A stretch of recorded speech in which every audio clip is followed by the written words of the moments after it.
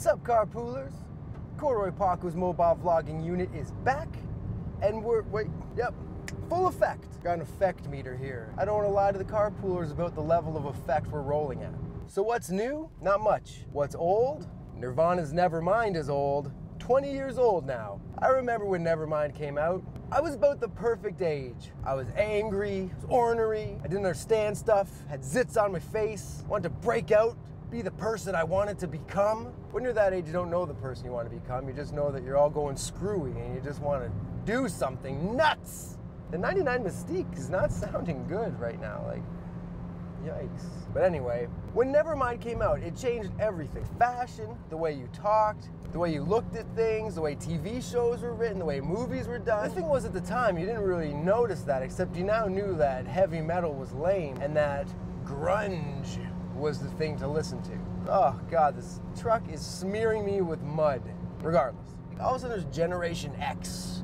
And then you kind of realize, now looking back on it, it was all like a big marketing tool. See, for like teenagers then, it was like, well, you know, hey, you're a teenager, you're angry at stuff. And teenagers were like, yeah, you know what? Good point, I'm angry at stuff. Back off. Yeah, I'm full of angst. I'm angry at the establishment. Give me a flannel shirt. I'm not washing my hair. Got stubble if I could grow it at the time, which I couldn't. Everyone was just brooding and angry, and no one really knew why. I knew why, because it smells like teen spirit. I don't know if you know this, but Kurt Cobain, he's dead now. Who saw that coming? All he did was ever talk about killing himself, and then he killed himself. And everyone was like, what? I can't believe this happened. Before Kurt Cobain died, John Candy died. That was a surprise, even though he was morbidly obese, so I guess maybe I shouldn't have been so surprised. So my buddy Phil called me up. We happen to have the exact same birthday. Phil calls me up. Hello? Hey man, you know John Candy? Not personally. Thought I was hilarious. He's dead! A week later, Phil calls me up. Hello? Hey man, you know Kurt Cobain? Not personally. Still thought it was funny. He's dead! So I'm like, you know what, Phil, maybe don't call me anymore after school on Fridays. But I remember after I hung up the phone, I'm sitting there listening to the radio, I was like, should I cry? Maybe I should start crying. I worked myself up some tears. I'm sitting on the side of my bed, and I'm just like, and I realized, like, I don't know him. I'm gonna miss his music and stuff, but I didn't see the point in crying over spilled brains. It sucks that he's dead.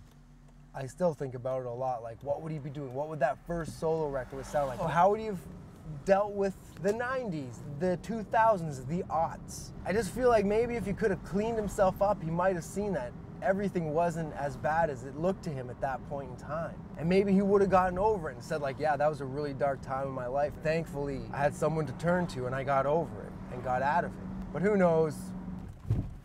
Oh man, hold on here, we're just gonna park it up. So here's what I want you to do, Carpoolers. Get that mouse, like, take that mouse, subscribe. Hook me up on Twitter. I'm always talking about fun stuff. Thank you for checking me out. Hope you come back again. And remember, check your mirrors.